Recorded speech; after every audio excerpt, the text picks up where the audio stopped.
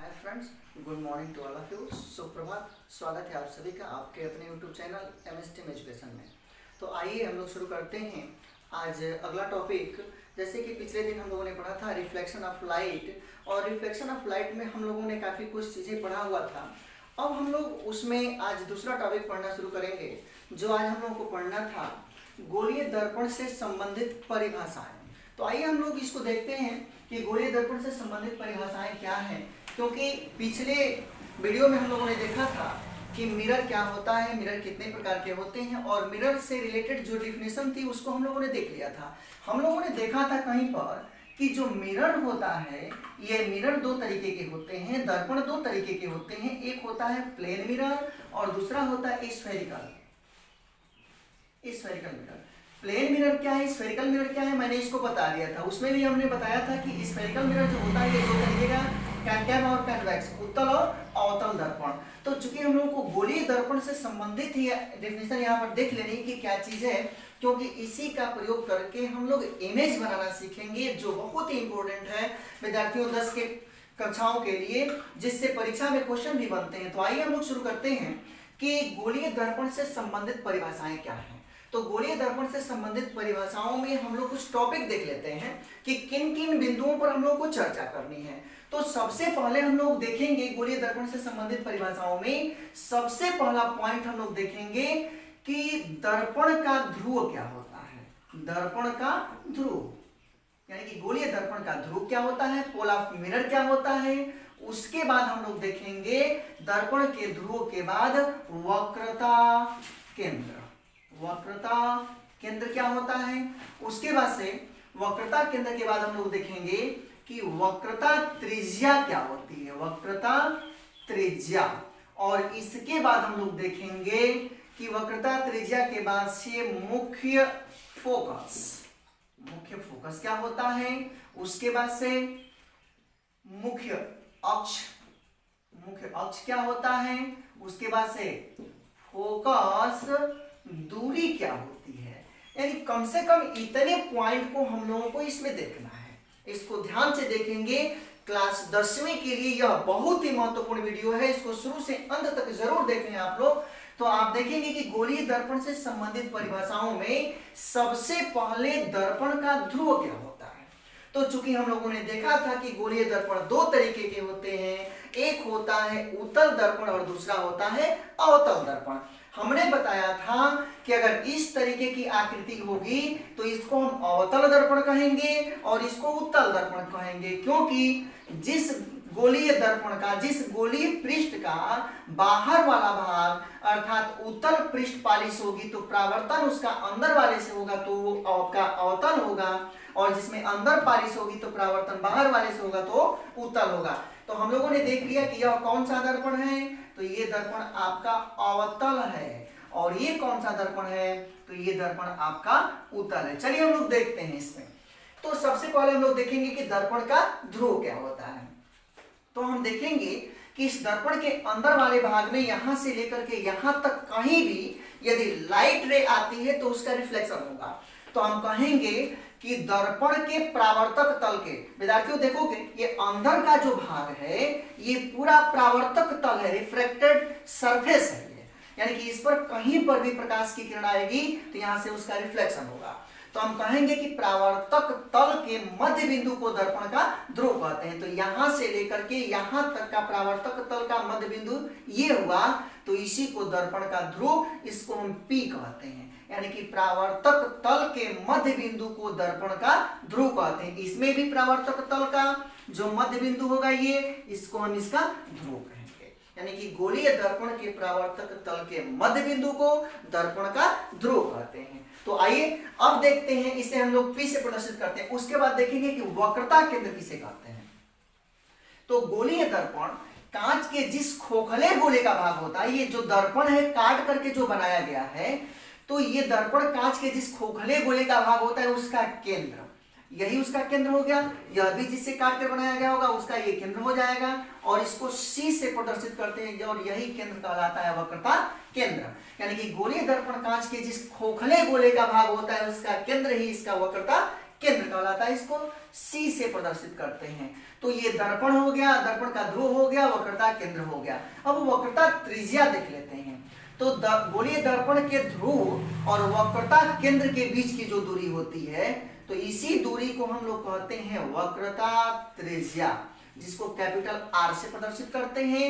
यानी कि गोलीय दर्पण के ध्रुव और वक्रता केंद्र के बीच की दूरी को हम कहते हैं वक्रता त्रिज्या, कैपिटल R से प्रदर्शित करते हैं। तो वक्रता त्रिज्या भी हो गई। अब इसके बाद देखेंगे कि मुख्य फोकस क्या होता है। तो मुख्य फोकस से पहले थोड़ा सा मुख्य अक्ष को देख ले पहले कि मुख्य अक्ष किसे कहते हैं।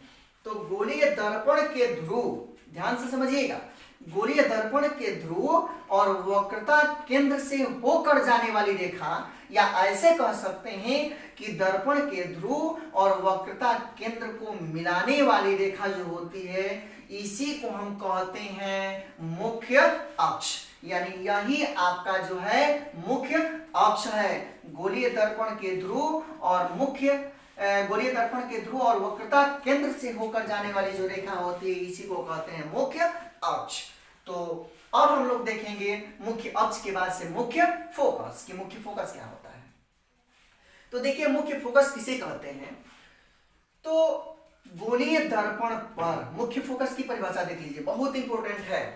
तो गोलीय दर्पण पर मुख्य अक्ष के समानांतर आपतित प्रकाश की किरण, यानी कि कोई भी स्फेरिकल मिरर है, कोई भी गोलीय दर्पण है, चाहे वह उत्तल हो या अवतल हो, तो गोलीय दर्पण पर मुख्य अक्ष के समानांतर आने वाली प्रकाश की किरण परावर्तन के पश्चात मुख्य अक्ष के जिस बिंदु से होकर जाती है या जाती हुई प्रतीत होती है, तो उसी पॉइंट को हम लोग नाम देते हैं मुख्य फोकस। तो मुख्य फोकस हमेशा इस दर्पण के ध्रुव और वक्रता केंद्र के बीच में कहीं पर स्थित होता है, यहाँ, यानी कि इन दोनों के बीच में कहीं पर स्थित होता है। थोड़ा सा ध्यान दीजिएगा, इसी फिगर को मैं यहाँ बना रहा हूं। ऐसे हम लोग समझ चुके हैं कि यह कौन सा दर्पण है। तो ये दर्पण आपका अवतल है।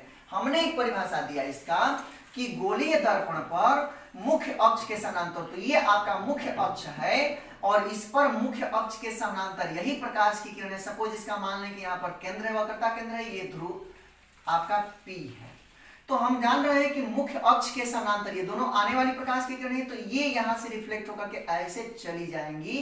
तो इसी पॉइंट को हम नाम देते हैं मुख्य फोकस। यदि यह तो अवतल दर्पण हो गया, यदि उत्तल दर्पण होता तो उत्तल दर्पण के लिए कुछ ऐसा, थोड़ा सा इसको देख लेंगे।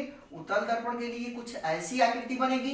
तो इसका C यहां पर होगा और P यहां पर होगा। तो इस पर मुख्य अक्ष के समानांतर, देखिए ये मुख्य अक्ष हो गया, तो मुख्य अक्ष के समानांतर आपतित प्रकाश की किरण परावर्तन के पश्चात जिस बिंदु से होकर जाती हुई प्रतीत होती है, तो ये देखेंगे तो आपको ये मिल जाएगा कि ये जो प्रकाश की किरण है ये तो यहां से चली गई, लेकिन आप इधर से पीछे से देखेंगे इसके, तो आपको लगेगा कि ये प्रकाश की किरण जो है यहां से होकर के जा रही है। तो इसी को इसका हम मुख्य फोकस कहते हैं। तो अब हम लोगों ने देख लिया कि मुख्य फोकस क्या है, और मुख्य फोकस के बाद देखेंगे फोकस दूरी। तो दर्पण के ध्रुव और मुख्य फोकस के बीच की जो दूरी होती है, ये वाली दूरी, इसी दूरी को हम कहते हैं फोकस दूरी, जिसको स्मॉल f से दर्शाते हैं।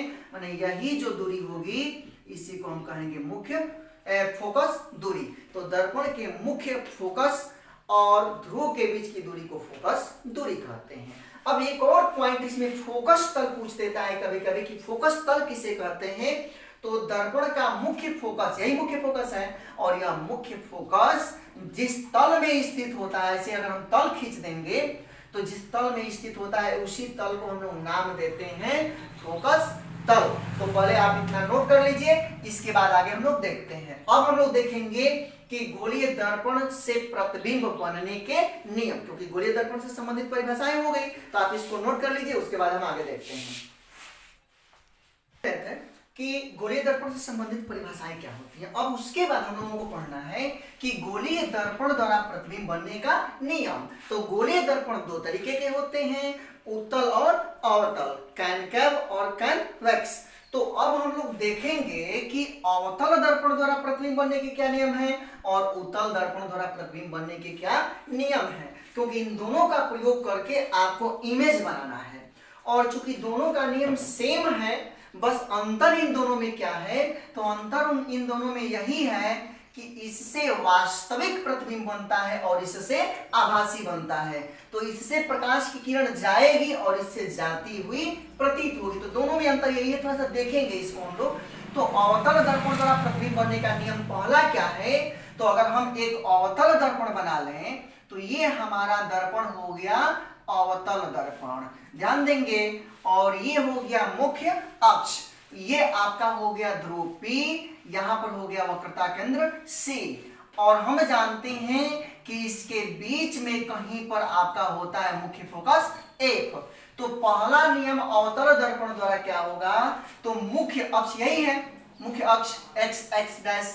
तो पहला नियम यही होगा कि मुख्य अक्ष के समानांतर, पहला नियम यही होगा, बहुत इंपॉर्टेंट है। मुख्य अक्ष के समानांतर आपतित प्रकाश की किरण परावर्तन के पश्चात मुख्य फोकस से होकर जाती है, ध्यान दीजिएगा।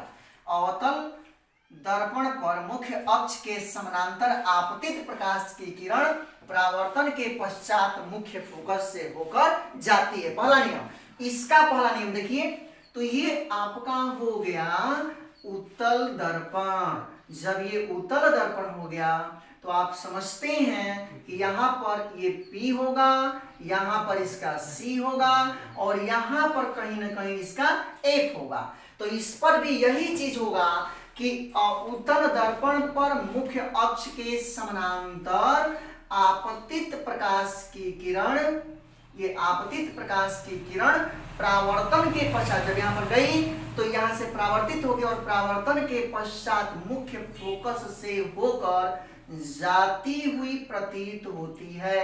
यानी कि ये लगेगा कि ये प्रकाश की किरण इस मुख्य फोकस से होकर जा रही है, ठीक है। तो अब देखेंगे दूसरा नंबर नियम क्या है। ये नियम आपको याद रखने हैं, बहुत इंपॉर्टेंट है, इसको तैयार कर लेना है, इसको नोट कर लीजिएगा कि मुख्य अक्ष के समानांतर आपतित प्रकाश की किरण अवतल दर्पण से परावर्तन के पश्चात सदैव मुख्य फोकस से जाती है और इससे मुख्य फोकस से होकर जाती हुई प्रतीत होती है। दूसरा नियम क्या है, देखिए पहले तो अनंत से चलने वाली प्रकाश की किरणों को मुख्य अक्ष के समानांतर मानते हैं, और जब अनंत से कोई भी प्रकाश की किरण चलेगी तो उसको मुख्य अक्ष के समानांतर मानेंगे और मुख्य अक्ष के समानांतर प्रकाश की किरण जो आएगी वह मुख्य फोकस से होकर जाएगी। तो दूसरा नियम ठीक इसका उल्टा होगा। और ये दूसरा नियम क्या होगा, तो दूसरा नियम को थोड़ा सा हम लोग समझ लेंगे कि दूसरा नियम क्या है। तो दूसरे नियम को अगर समझना है तो ये आपका हो जाएगा दूसरा नियम। थोड़ा सा इसको देख लेते हैं कि दूसरा नियम क्या है। सेम प्रोसेस वही रहेगी, P यहाँ पर आपका हो जाएगा F और यहाँ पर हो जाएगा आपका C। ये मुख्य फोकस है, ये सॉरी मुख्य अक्ष है। अब ध्यान देंगे, पहला तो अनंत से थी तो मुख्य फोकस से होकर गया। अब देखेंगे कि मुख्य फोकस से, ये मुख्य फोकस है तो मुख्य फोकस से होकर जाने वाली प्रकाश की किरण मुख्य अक्ष के समानांतर हो जाती है। ये बड़ा इंपॉर्टेंट है।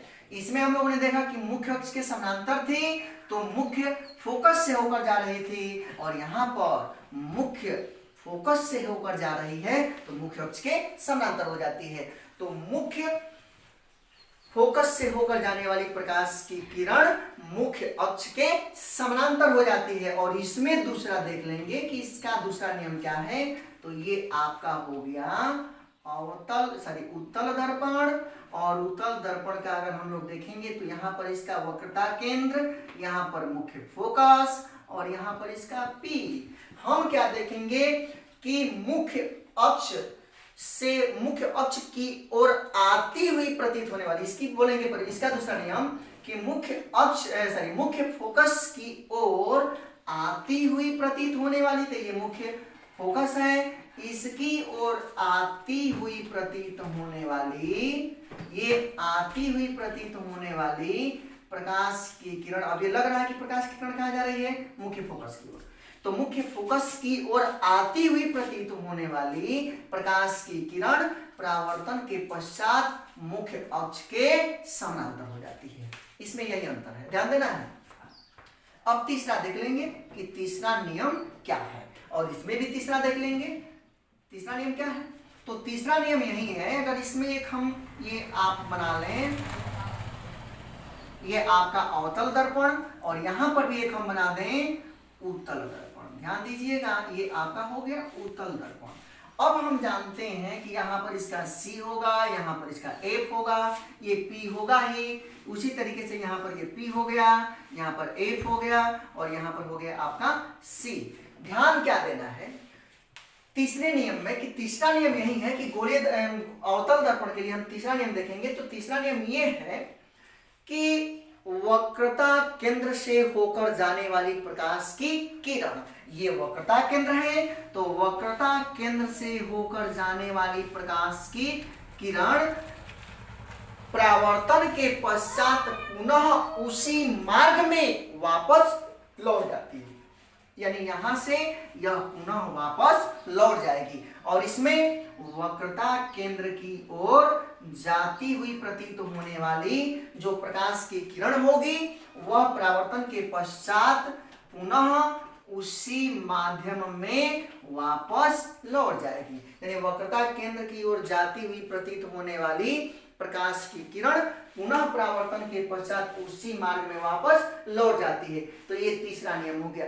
इन तीन नियमों का प्रयोग करके हम आसानी से इमेज बना लेंगे। और भी इसके नियम हैं, लेकिन ये आपके लिए इनफ है, और इनका प्रयोग करके और आप आसानी से इसका इमेज बना लेंगे। कि कैसे हम लोग इमेज बनाएंगे, अवतल दर्पण द्वारा प्रतिबिंब कैसे बनेगा, और उत्तल दर्पण द्वारा प्रतिबिंब कैसे बनेगा। तो पहले आप इसको नोट कर लीजिए, और नोट कर लेने के पश्चात अब हम लोग देखेंगे, या इसको एक बार और मैं रिवाइज कर दे रहा हूं कि इसका नियम क्या है।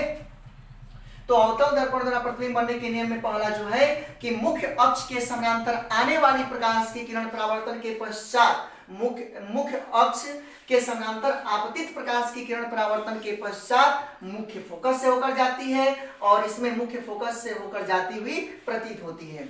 और यहाँ पर मुख्य फोकस से होकर जाने वाली प्रकाश की किरण परावर्तन के पश्चात मुख्य अक्ष के समानांतर हो जाती है, और यहाँ पर मुख्य फोकस की ओर आती हुई प्रतीत होने वाली प्रकाश की किरण परावर्तन के पश्चात मुख्य अक्ष के समानांतर हो जाती है। और तीसरा नियम है कि अवतल दर्पण पर वक्रता केंद्र से होकर जाने वाली प्रकाश की किरण परावर्तन के पश्चात उसी मार्ग में वापस लौट जाती है, और इसमें वक्रता केंद्र की ओर आती हुई प्रतीत होने वाली प्रकाश की किरण परावर्तन के पश्चात पुनः उसी माध्यम में वापस लौट जाती है। तो ये तीन नियम आप इसको तैयार कर लीजिए, इसको नोट कर लीजिए, या इसके स्क्रीनशॉट ले लीजिए, उसके बाद आगे